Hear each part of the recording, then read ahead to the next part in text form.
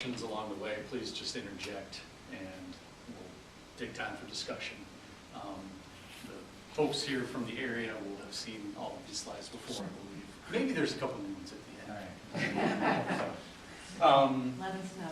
So we're here tonight to share some information on the Otter Creek 1 solar project and the Otter Creek 2 solar project. I'm Brad Wilson from Ecos Energy. And Ecos provides project development services to Otter Creek Solar LLC, which is the company that has submitted petitions to the Public Service Board for a Section 248 Certificate of Public Good, one for each of these two solar projects. Just at a very high level, the Otter Creek solar projects are utility scale, photovoltaic solar electricity generation facilities. It's quite a mouthful. They are similar to many of the other ground-mounted solar projects that are now being located around the state. Nothing new, fancy, or different about these projects. The total combined generation capacity of both projects together is 7.2 megawatts, because one project is proposed to be a 4.99 megawatt system. That's Otter Creek 1. And Otter Creek 2 is proposed to be a 2.2 megawatt system. The majority of the project is the solar modules themselves. They are ground mounted. They're not on a rooftop or on a parking structure or anything like that. And they are fixed tilt, which means they're locked in a position.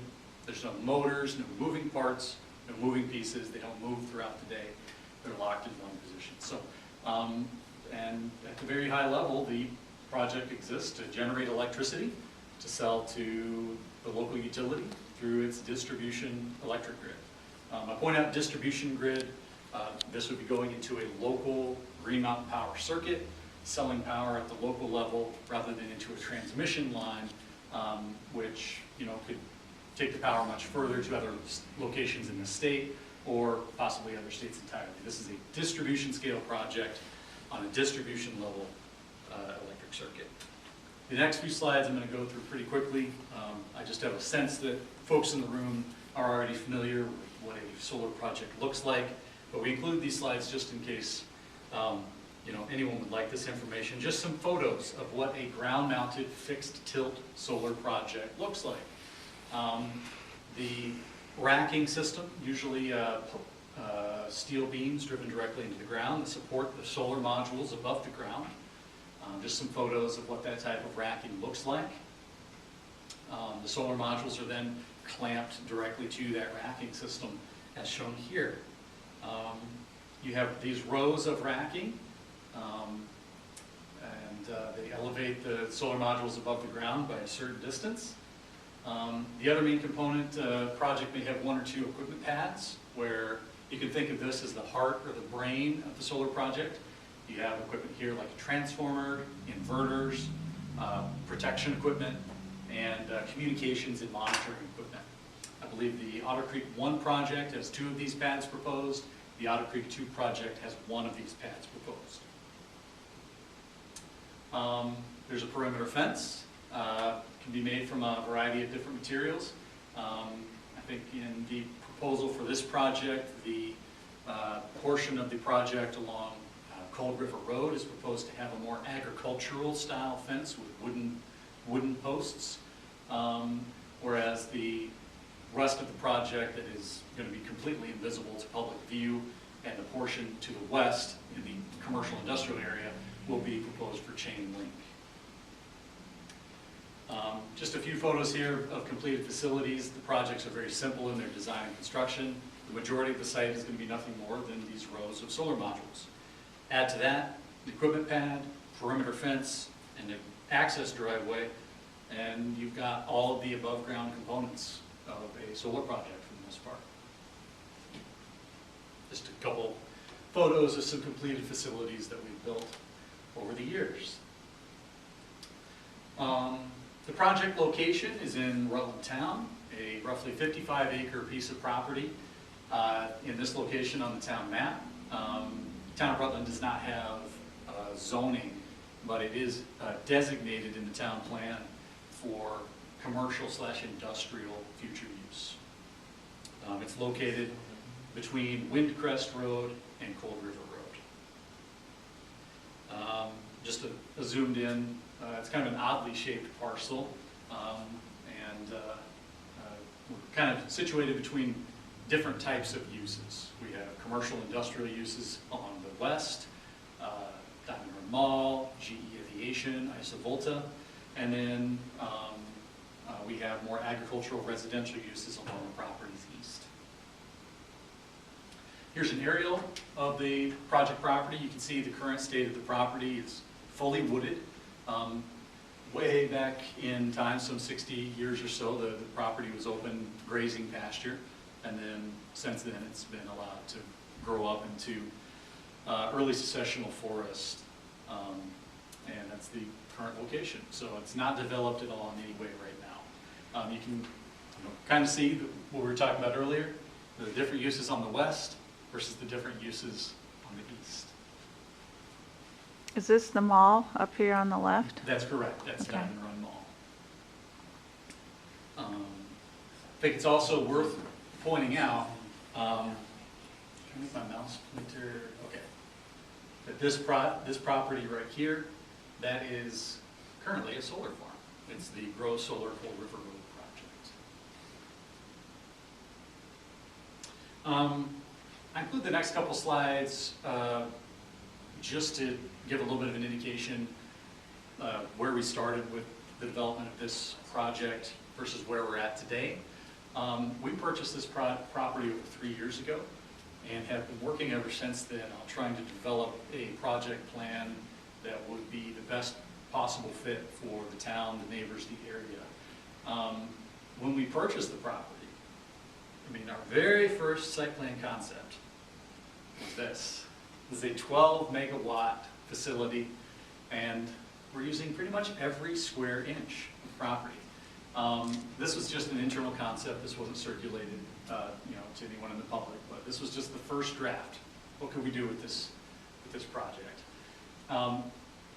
Since this drawing was created, we've done a lot of outreach to state agencies, town departments, and neighbors to learn more about this property and what these different stakeholders, what are their thoughts, their ideas, their priorities when it comes to this property, and how can we design a project that would fit well on this property. So by the time we actually sent out 45-day notices originally for these sites, we had already reduced the footprint substantially. The main driver for that was working closely with the A&R to identify existing wetlands on the site.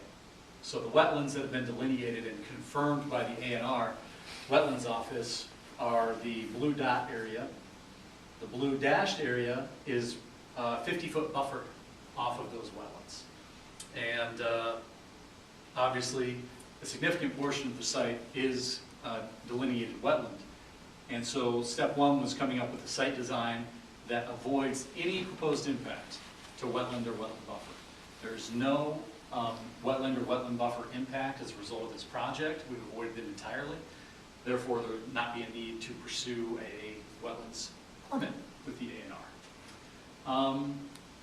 We followed closely the information available publicly about the aforementioned Cold River project. The town and the neighbors in this area were heavily involved in that docket, and there's a lot of information to be contained within about what the town, what these neighbors cared about.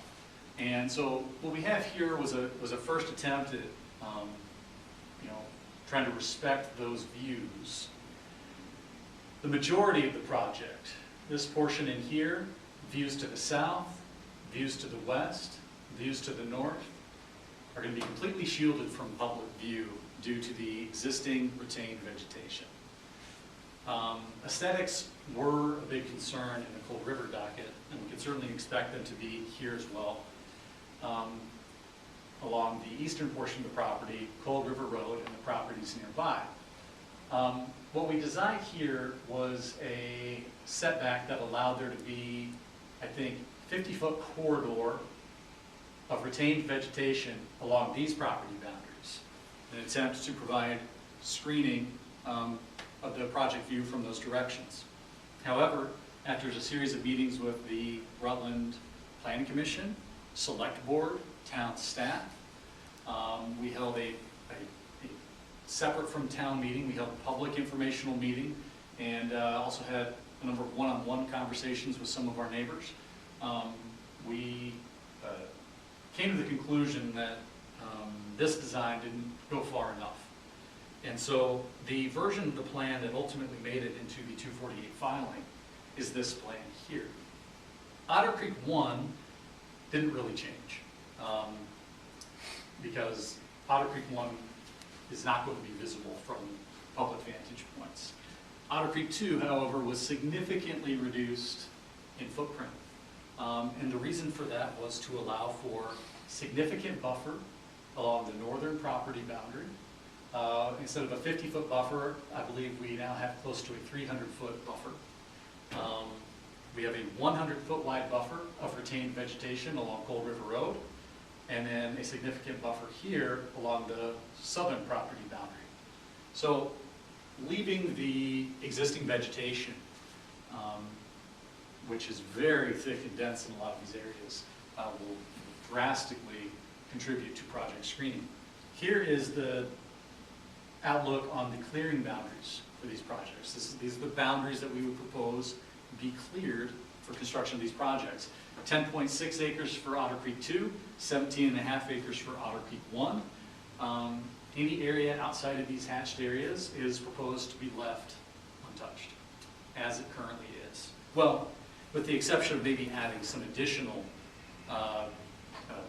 landscaping mitigation within some of these areas. Just some site photos. These are taken during leaf off, but this is standing at the southeastern corner of Cold River Road at the property, so you can see the type of vegetation that we're talking about.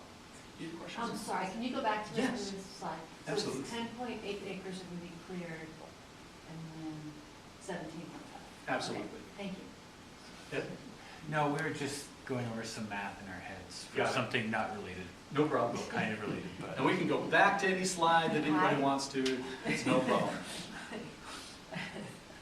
So just to give you a flavor of, again, the type of vegetation that we're talking about leaving on the property, just some photos that we're taking. Now, this is obviously during leaf on. Be not nearly as thick during leaf off, and we realize that, but that's where these photos are from. And, hopefully we can get a site visit out there sometime reasonably soon so we can look at the site, during leaf off conditions. So where are these taken from, Brad? These are at the southeastern corner of our property, looking into our property. I'm standing on Cold River Road. On Cold River Road, Taking okay. these photos. This here is the eastern wetlands complex.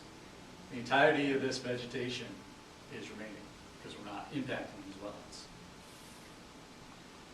As you go along Cold River Road, this is the type of vegetation directly along Cold River Road. The solar project will be on the other side of this, downhill. We're proposing to leave a 100-foot wide buffer of this vegetation. Just a couple additional photos driving down Cold River Road. Project property is on the left side of the screen. So we think this can provide very effective screening for the project along Cold River Road.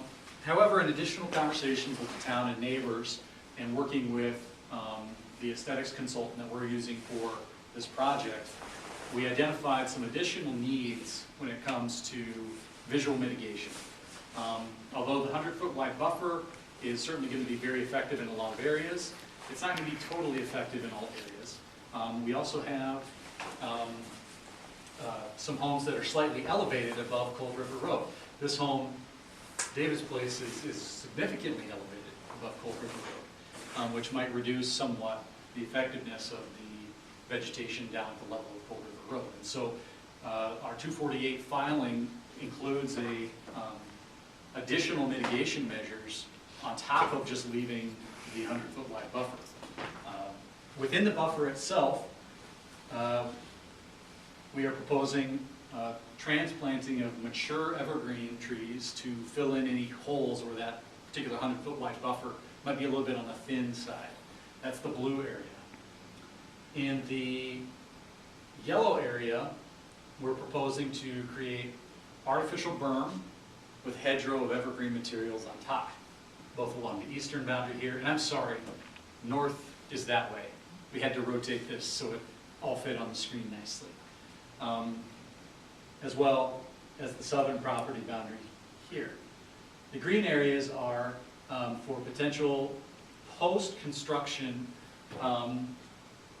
If the homeowners indicated here, perhaps, say, hey, this isn't quite good enough, I'd like to see some additional screening. These are areas that we've identified that additional screening might be more effective on those property boundaries rather than at the project site. And that's something you're planning on working with the particular homeowners to figure out after the fact? Well, Is that something that's part of the actual petition or proposal? It is, it's included in our petition, and it's a post-construction review, once the landscaping, once all the mitigation measures have been installed, that, we're open to working with these landowners, say, hey, is there any more gaps, is there any more holes? And these are areas, oftentimes, mitigation planted closer to a viewpoint is way more effective. And so this is kind of, an additional line of defense, I guess you could say, for the aesthetics concerns of these homeowners. The 248 filing does include a formal landscaping plan and proposal showing exactly the types of materials we're proposing. We have larger, more mature trees being transplanted. Now these locations aren't exact because I don't think there's any real good way to determine the exact location of these until we've actually cleared the space behind it and then work with the neighboring landowners to determine where the areas need help. But you also see the berms that are proposed with hedgerow on top, as well as a much larger berm at the southern corner of the property. So how high are those berms? A berm would be probably anywhere from 3 to 4 feet. Mm. We do have some excess soil from grading activities in this portion of the project site. And a berm is an easy way to give planted landscaping materials a little bit of a boost in height from day one.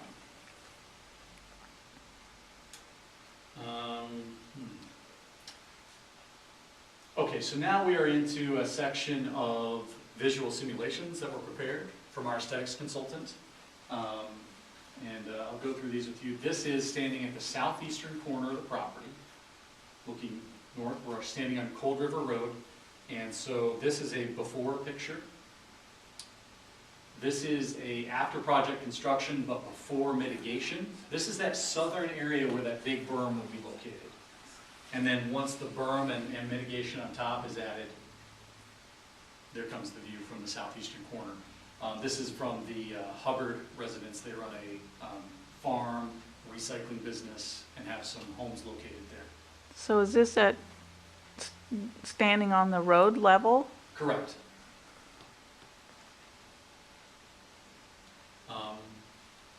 This is from another home across the road. This is David's place up at the level of his home.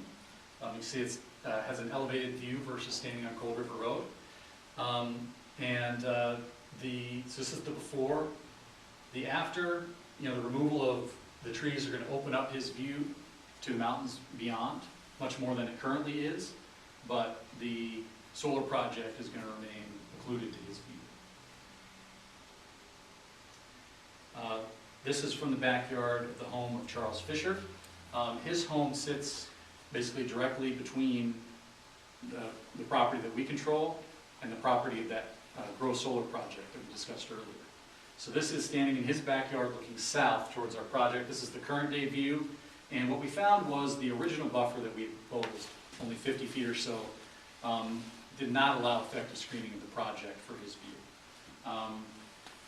With the after, there is some clearing of trees on the horizon. That's going to open up more for him, but not to the level where he's going to have visibility of the project from his property.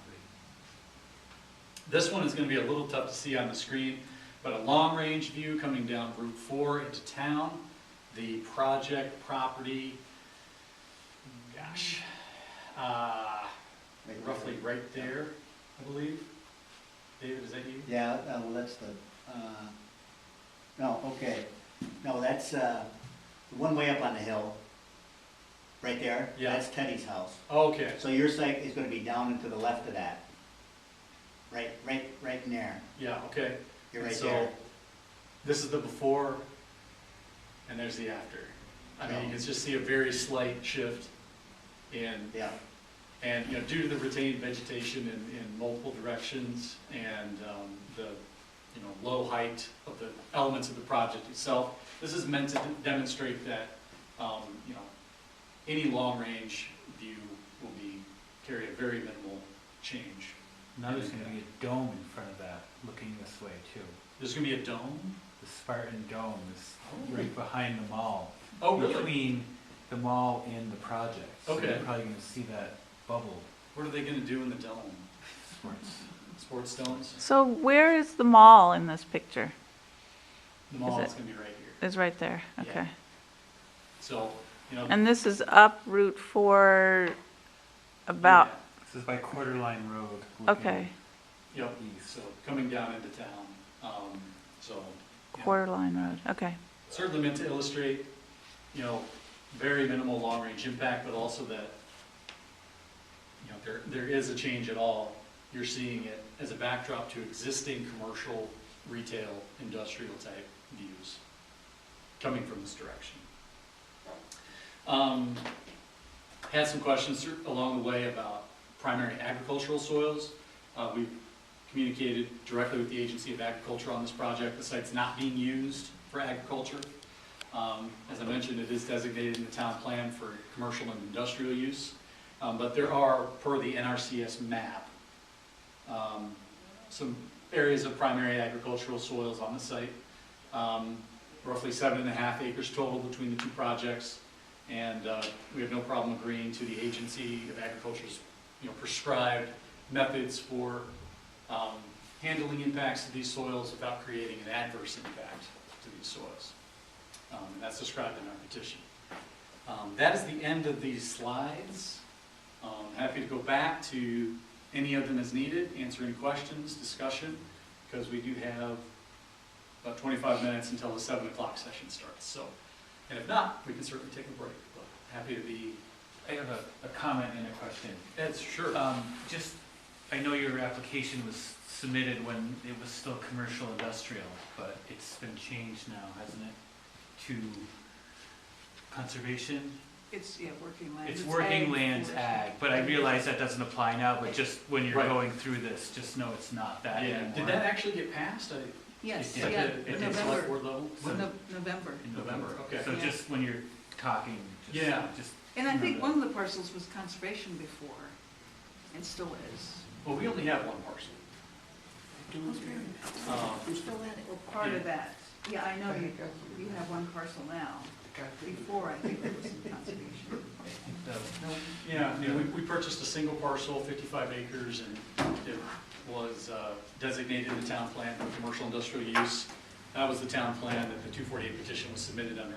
So, you know, that's the designation we'll be talking about through the 248 process. So, but I did not know that, I had heard that there had been a number of public hearings and maybe some new questions had raised, but I wasn't aware that it had passed. fully at the 29 select or board. something. Sure, well, that's good. So my question is GMP on board to buy the power? So the information in the 248 petition says that, you know, we're pursuing a variety of offtake strategies. You know, there is the Vermont Speed Program that's available, but there is also Vermont Public Service Board Rule 4.100 that it's the state's PURPA implementation that independent generators can sell power to, you know, local utilities at avoided cost rates. And you know, I think there's definitely some discussion going on in the state right now about exactly the best way to implement PURPA in the state. But essentially PURPA says that, and I'm not a federal law attorney, please don't take me, you know, golden standard here, but essentially PURPA says that public utilities must buy power from independent power generators. And so we would propose That's one of the options that we propose to sell power for this project. I don't know if GMP particularly, we haven't heard anything from them on this project. So, now those, if, under that program, power purchase agreements do have to be approved by the Public Service Board, and that's actually a separate process than the 248 Certificate of Public Good, which is more about siting and being able to build the project itself. Brad, what about access in and out, normally for maintenance, but especially for the clearing of Yeah, the woods there? that's a great question. So the property has legal frontage all along Cold River Road. And certainly for Otter Creek 2, there's a access driveway shown off of Cold River Road. However, in our discussions with the town and the neighbors, one thing that definitely came up as a concern was clearing site clearing traffic and construction traffic. Cold River Road is more of a residential style road that might have a tougher time handling that traffic. So what we proposed is instead coming in through an access easement off of Windcrest Road, which is a heavy-duty commercial industrial road. We propose all site clearing and site construction traffic come through this driveway for both projects, and that this driveway off of Cold River Road would only be used for operations and maintenance purposes once the projects are complete. So you said an access easement, so do you have that easement, or do you have to? If the project moved forward, we would have to have an easement to be able to access this road, yes. Okay. Brad, are you gonna sell all the wrecks for the whole life of the project, or keep them after a certain date? Gotcha. Good question. So absolutely, we want to sell the wrecks. The wrecks have value and they are worthless if we keep them. The wreck question often comes up in Vermont, and one thing I want to make sure that people are aware of, there's a question of, well, if you sell the wrecks, they don't get to count towards the state's renewable energy goals. Well, if we keep the wrecks and do nothing with them, they also don't count towards the state renewable energy goals. The way the laws are written regarding RECs as they apply to the state's renewable energy goals, the only REC that counts towards the state renewable energy goals is a REC that is retired by a Vermont utility. A REC that is retired by a homeowner with a solar project on his roof, a REC that is retired by a project owner such as this, doesn't do anything for the Vermont renewable energy goals. The only RECs that count are RECs that are retired by a Vermont utility. So of course, we would offer the RECs for sale to local Vermont utilities. We cannot compel those utilities to buy the RECs for these. However, this is going to be a project. It's going to generate RECs that are absolutely going to be eligible to count towards the state's renewable energy goals. But if the Vermont utilities don't purchase them, we obviously would seek a purchaser on the open market.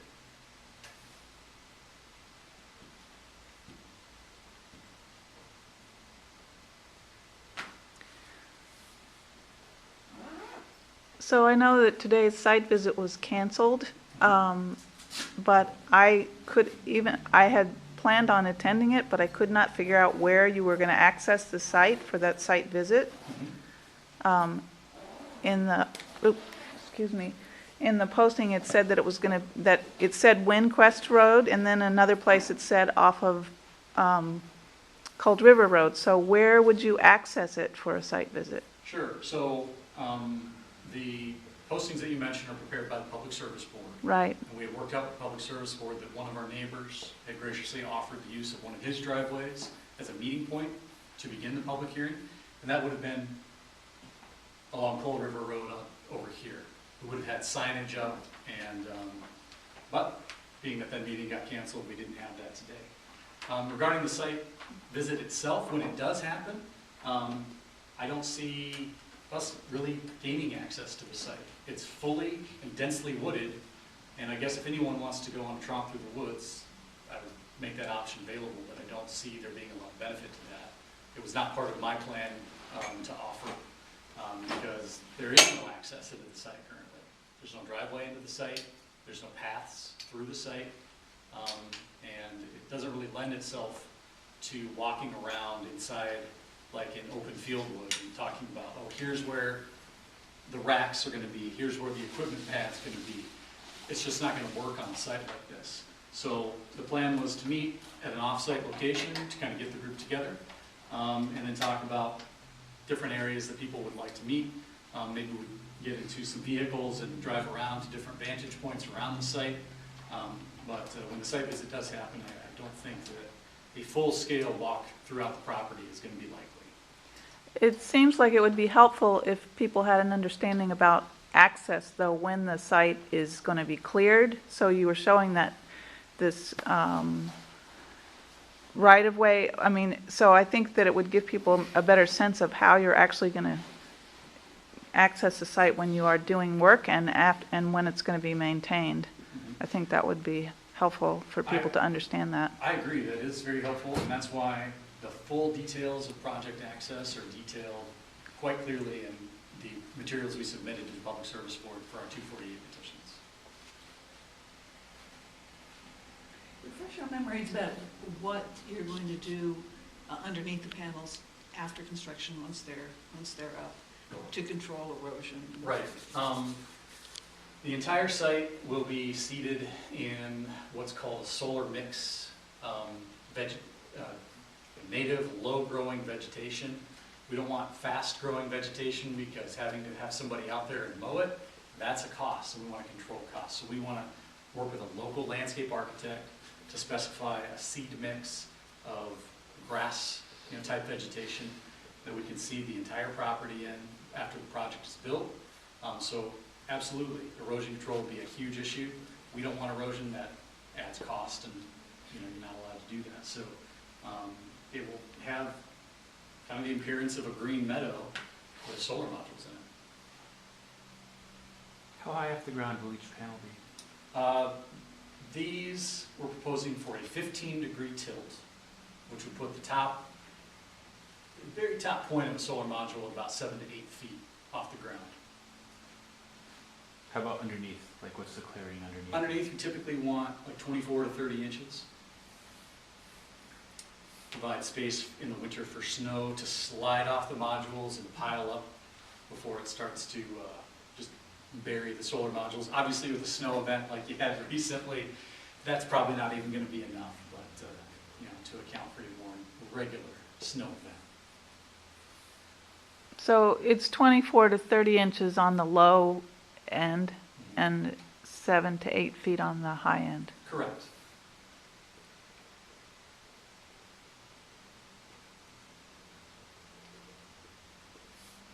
So is there an allowance for space? I mean, you say that you're using a grass mix that will be lower maintenance, but will there have to be mowing at some point? Oh, absolutely. Periodic mowing would be a regular Yeah. part of our maintenance plan for this site. If at any point the vegetation gets high enough where it's now above that low point of the solar modules, we don't want the grass to create shade on the solar modules and prevent them from generating electricity. So periodically, throughout the course of a year, there would be mowings performed. Brad, do you think any issues with just the pile driving of the support structure? So that's a great question. One of the challenges we have with a wooded site like this is that we can't get in there with a geotechnical rig to perform soil analysis that confirms whether or not driven piles will be appropriate. We could clear the site and do that analysis, but that's kind of a little bit out of order of the currently prescribed process. So the way that our petition materials work is that absolutely driven H-beams are a preference from a design perspective. However, it lists a variety of alternatives if for some reason after clearing the site we find out that those won't work. One of those alternatives, instead of driven H-beams, you do a number of helical screws that go into the soil like a screw. Another option where necessary is you excavate like a 12-inch diameter Otter and put a concrete footing to support an H-beam coming out of the soil. So there's a few options that can be used in soil conditions where driven H-beams are not appropriate. I think with what we know at a desktop level, driven H-beams will likely be appropriate for a majority of the site. However, with any project, you may run into, you know, oh, we're trying to drive an H-beam here and there's a boulder underneath the ground. Then you have to switch to an alternative foundation design for that particular pile. But there are a variety of technologies available to make it work. So because this is a fully wooded site, can you just talk a little bit about the whole clearing and prep process that you have to go through? I mean, I would imagine that you have to first cut the trees, but then there'll have to be stump removal and some excavation to get out some of the bigger root balls and stuff like that. Sure. That's a great question. So obviously, in order to be able to build this site, step one is going to be to clear the footprint that was noted. We propose to do that by cutting the existing vegetation off at ground level. We're not proposing to grub the site, which is where after cutting you would come through and use an excavator to remove all the root balls and stumps and things of that nature. The majority of this site, the ground is not going to be impacted by the project, and we don't need to remove all the stumps and the root balls because those things offer important things for like erosion control, and it doesn't require opening the site. So what we're proposing is to clear the site, cut the vegetation off at ground level, and then as the project is built, if there happens to be a stump where a post needs to go, then that stump gets removed at that time. Does that answer your question? So, yes, I just can't understand though how you can just go along and put a post in, and when there's a stump in the way, then you take out that one stump. It just seems. Sure. Well, it's actually a far more cost-effective way to, you know, develop on a wooded site. Only clear what you need, rather than clear the entirety of the site, which has a cost. So, many installation methods, such as ground screws and things, and posts, can be driven through, you know, existing root vegetation. There's really only a need to get that stump out of there if there's a big stump directly in your location. If you find a stump here and you want to put a post there, move the post over 8 inches and then drive it. So there's a lot of ways to mitigate without having to do a wholesale grubbing of the entire property. So is there like saleable timber on this site? Will you cut the timber and will you have like a logger come in to clear it? Is that how it's going to work? I mean, we would have a timber removal company come in. There certainly is not any valuable timber to speak of. There would really be nothing. I mean, there might be a few trees here and there that have a particular value, but the site as a whole is not valuable timber products. Could any of the trees on site be relocated to the clearing area, or are those going to be new trees brought in? If we do identify any evergreens that are appropriate for relocation into the mitigation area, that would be our absolute preference, because that's a tree that we don't have to pay for. That's a tree that we don't have to move from a distance further away. So we're going to be keeping an eye out for those things, but our plan isn't based on that, because we don't know exactly what's in there and what we would have easy access to. You know, obviously we're going to start clearing you know, from the direction of the southwest and moving our way this way. Kind of depends on what we find. That would be our preference, but you know, having walked through there, I don't know if there's a lot of those materials in there, to be honest. So can you again point out where southwest is on this map? Sure. Because I know on one you said you had turned it, so. Southwest is right here. North is at the top of the page on this slide. Okay. So as far as where the panels are going, the contours of the land are just fine? You don't have to adjust those at all? Well, for the most part, the contours of land are just fine. Detailed in our petition, there is an area in this section here where we are proposing some grading activities I can't see where you're pointing. There's no pointer Oh, is the on pointer there. not showing up? Yeah, Where's that there it is. Whoops. Is there for a second? It's over Yeah. Gordon, It's over by Barry. yeah. The red dot. I know, I should have brought a laser. No, the red dot in the middle of your keyboard.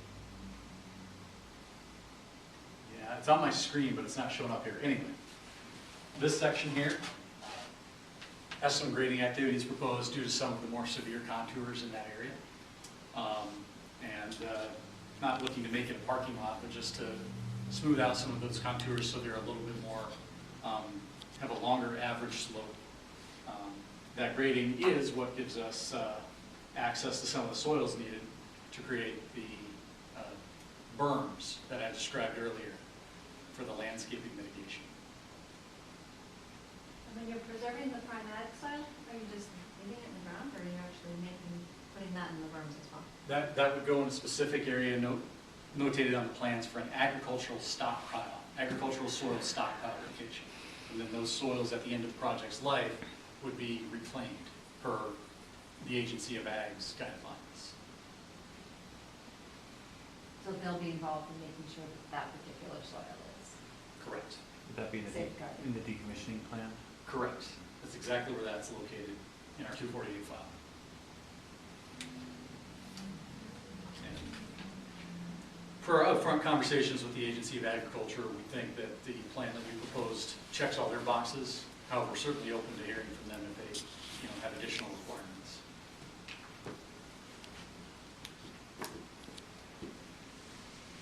Well, I know some years ago when the mall was built, there was an issue with wetlands and there had to be some wetland mitigation, but from what you've shown us here, that's not an issue because you are sort of working around the wetlands and you have the wetland buffers?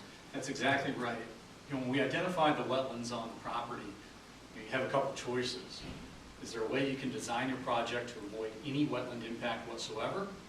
Or do you want to move ahead proposing some wetland impact and needing to pursue getting a wetlands permit? After working closely with our design team, we decided that there was a workable design for this site that got us out of the wetland impacts entirely, and we made the choice to go that direction instead of proposing impacts to the wetlands. And that buffer is existing vegetation that's there, or is it any of it that you will be planting for the buffer? Got it. That would be existing vegetation. So when we see the clearing boundaries here,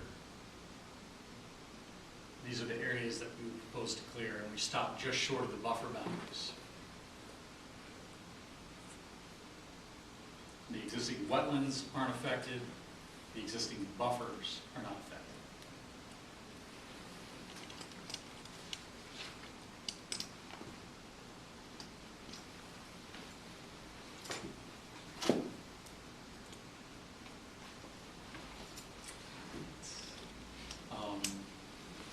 I will say, I think most of you have my contact information. However, in case anyone doesn't, I'll throw it up here. Email, phone number. If you have any questions, comments, suggestions at any time, please don't hesitate to get in touch. I'm always available. I'd love to hear from you and answer any questions that are out there. Appreciate you allowing me to share some information about the project with you all. So I'll wrap it up. Thank you. Thank you.